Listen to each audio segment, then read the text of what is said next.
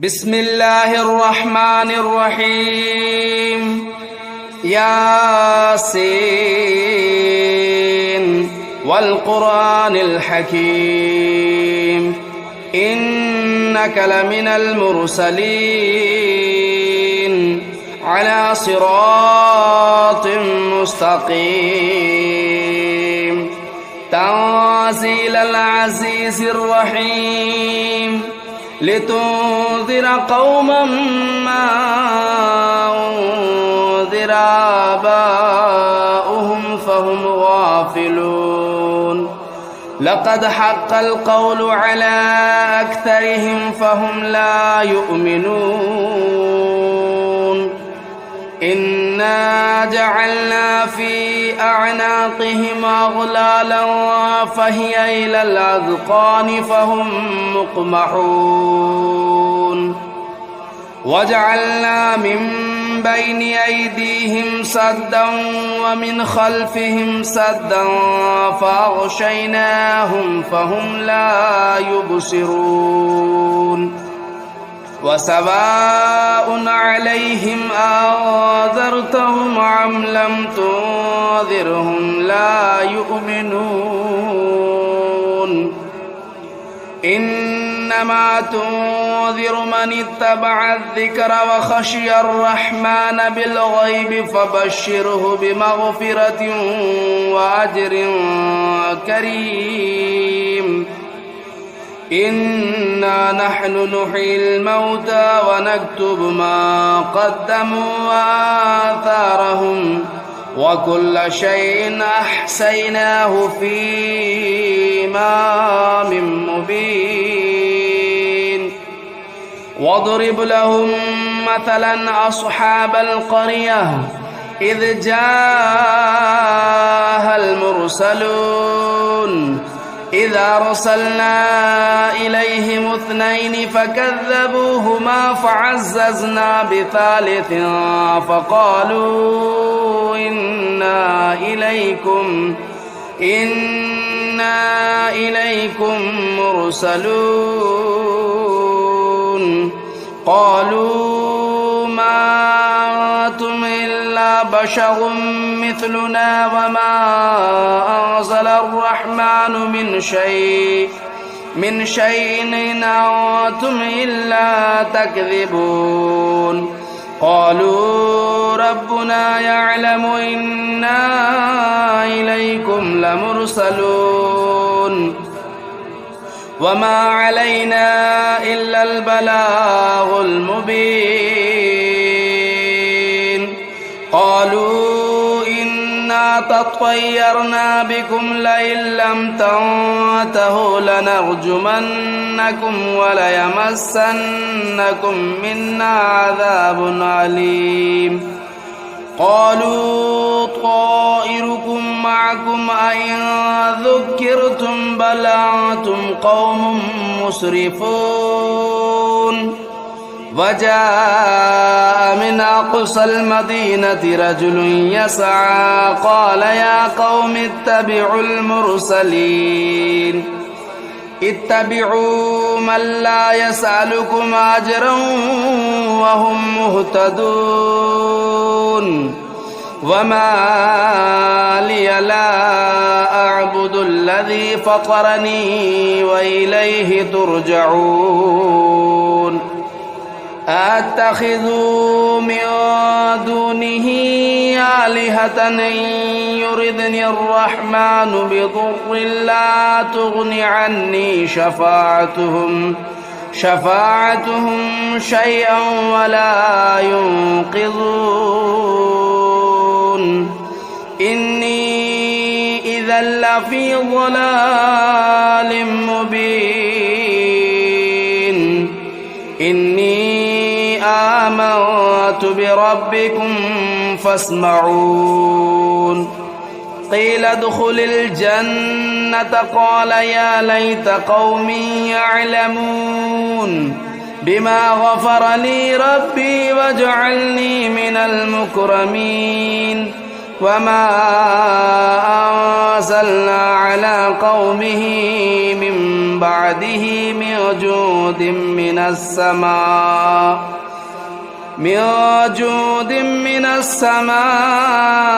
وما كنا منزلين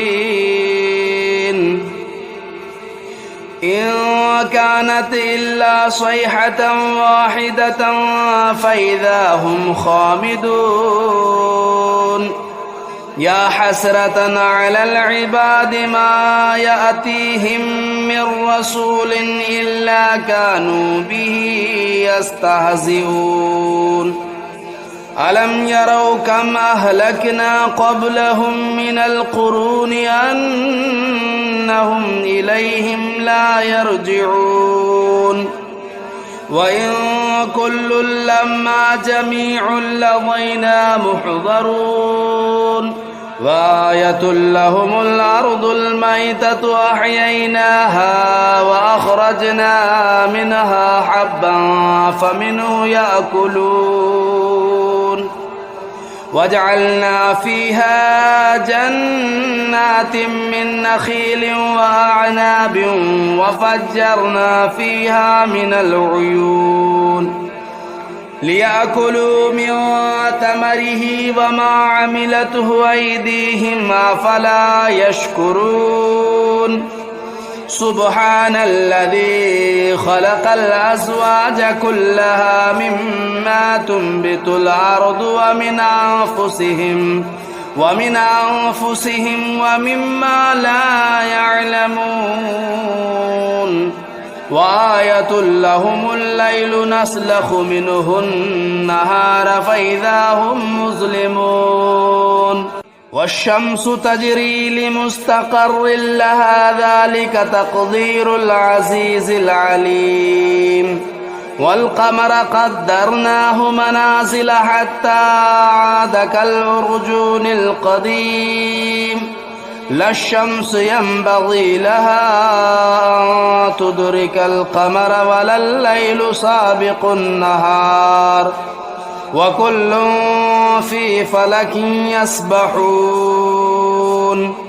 وآية لهم أنا حملنا ذريتهم في الفلك المشحون وخلقنا لهم من مثله ما يركبون وإن نشأ نغرقهم فلا صريخ لهم ولا هم ينقذون إلا رحمة منا ومتاعا إلى حين وإذا قيل لهم اتقوا ما بين أيديكم وما خلفكم لعلكم ترحمون وما تأتيهم من آية من آيات ربهم إلا كانوا عنها معرضين وإذا قيل لهم أنفقوا مما رزقكم الله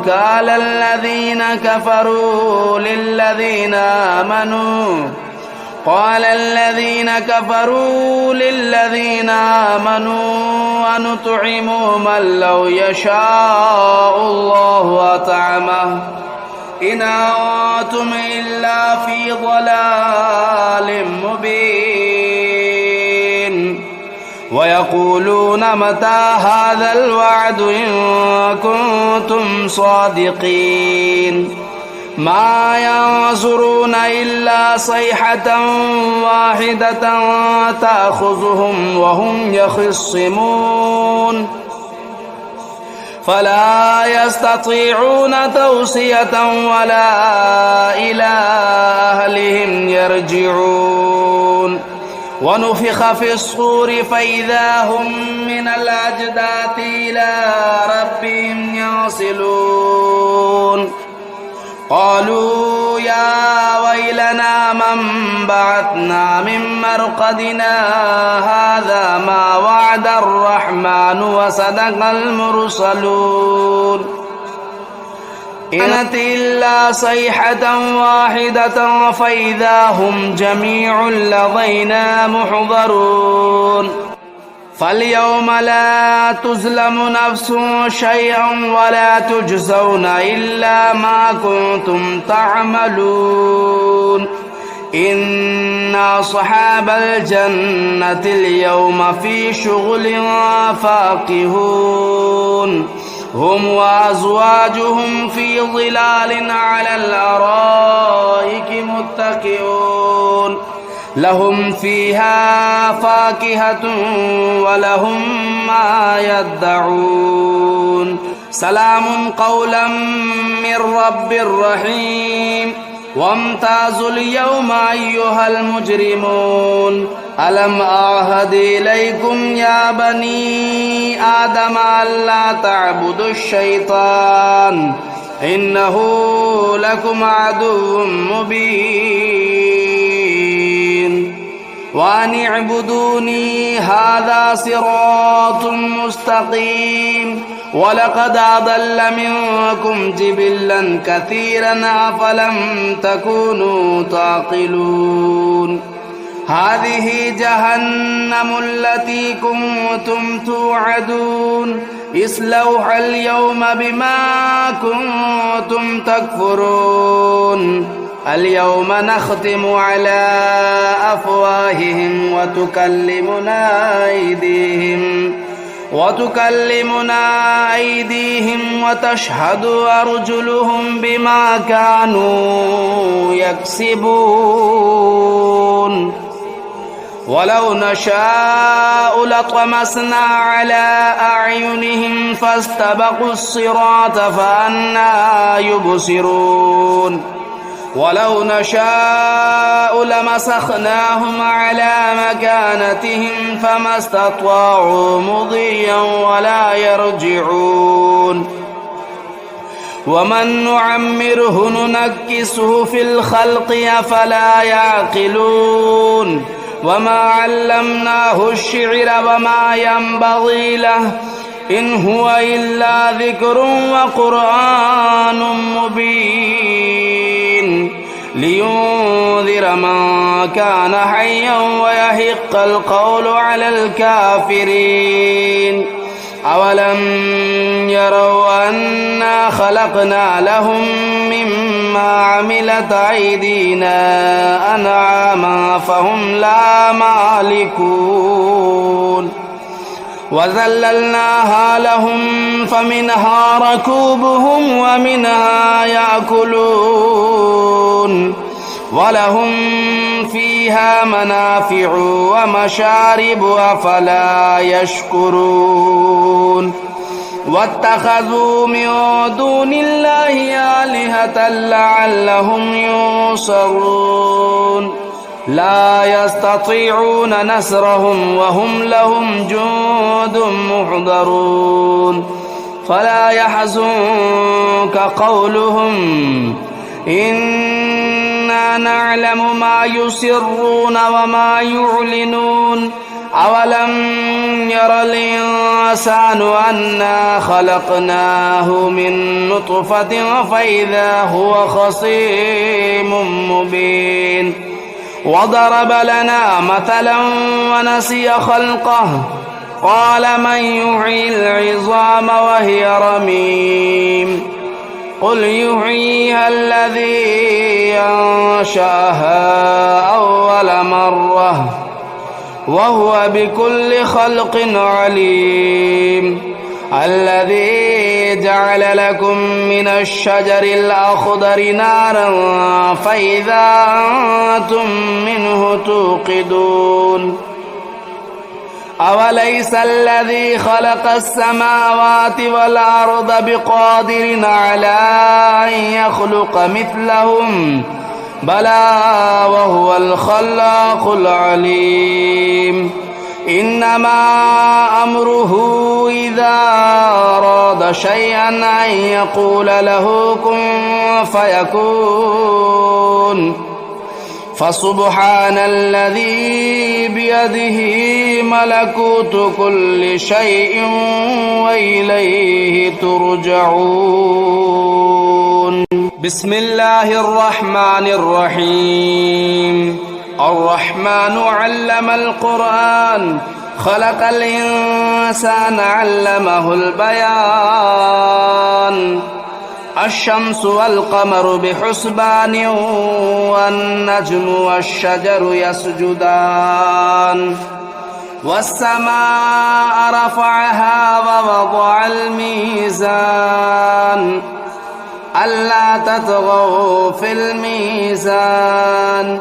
وأقيموا الوزن بالقسط ولا تخسروا الميزان والأرض وضعها للأنام فيها فاكهة والنخل ذات الأكمام والحب ذو العصف والريحان فبأي آلاء ربكما تكذبان خلق الإنسان من صلصال كالفخار وخلق الجان من مارج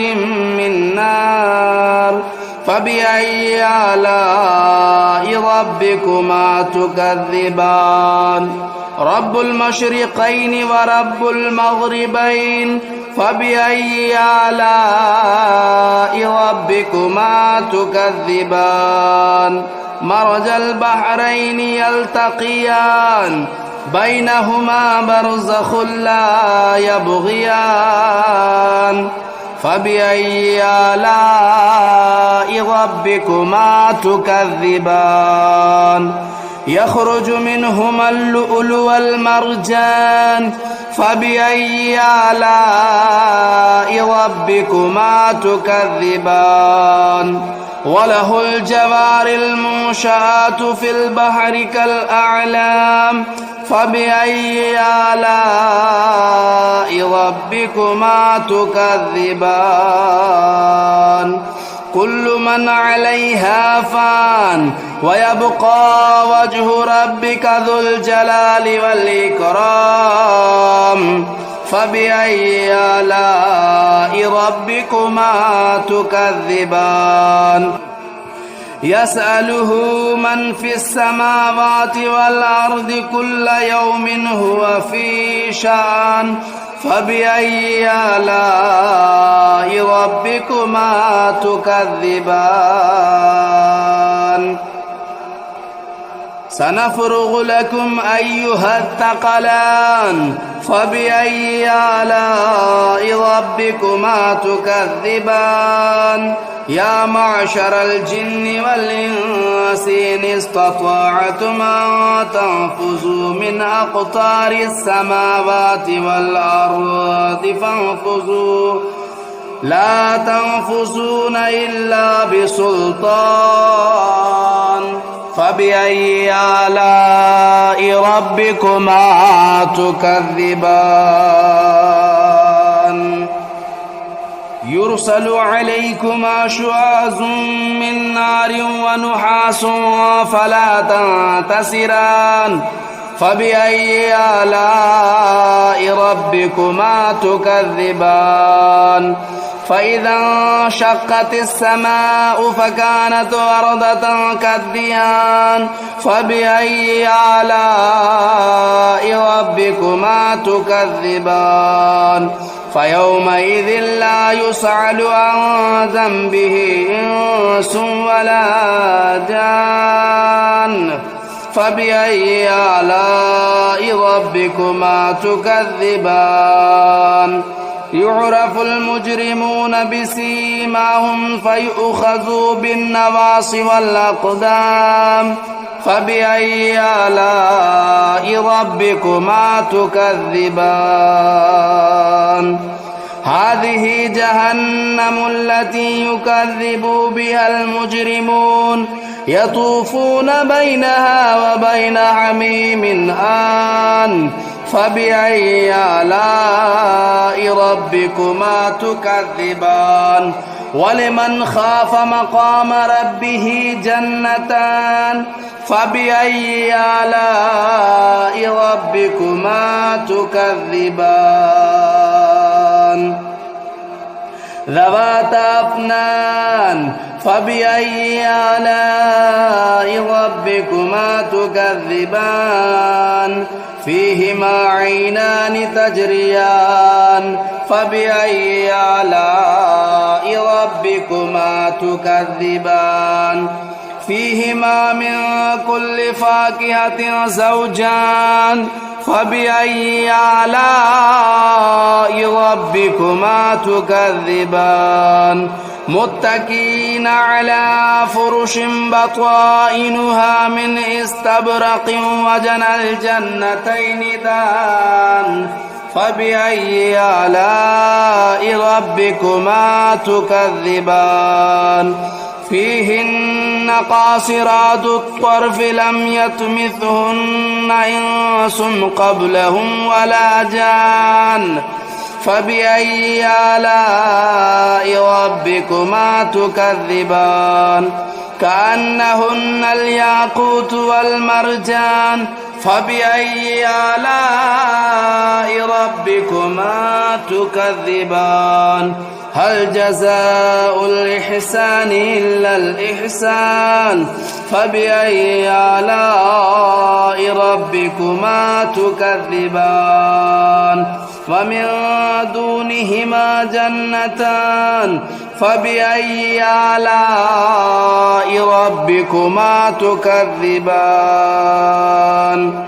مدهامتان فبأي آلاء ربكما تكذبان فيهما عينان نضاختان فبأي آلاء ربكما تكذبان فيهما فاكهة والنخل والرمان فبأي آلاء ربكما تكذبان فيهن خيرات حسان فبأي آلاء ربكما تكذبان حور مقصورات في الخيام فبأي آلاء ربكما تكذبان لم يطمثهن إنس قبلهم ولا جان فبأي آلاء ربكما تكذبان متكئين على رفرف خضر وبخري حسان فبأي آلاء ربكما تكذبان تبارك اسم ربك ذو الجلال والإكرام بسم الله الرحمن الرحيم تبارك الذي بيده الملك وهو على كل شيء قدير الذي خلق الموت والحياة ليبلوكم أيكم أحسن عملا وهو العزيز الغفور الذي خلق 7 سماوات طباقا ما ترى في خلق الرحمن من تفاؤت فارجع البصر هل ترى من فطور ثم ارجع البصر كرتين ينقلب إليك البصر خاسئا وهو حسير ولقد زينا السماء الدنيا بمصابيح وجعلناها رجوما للشياطين وأعتدنا لهم عذاب السعير وللذين كفروا بربهم عذاب جهنم وبئس المصير إذا ألقوا فيها سمعوا لها شهيقا وهي تفور تكاد تميز من الغيظ كلما ألقي فيها فوج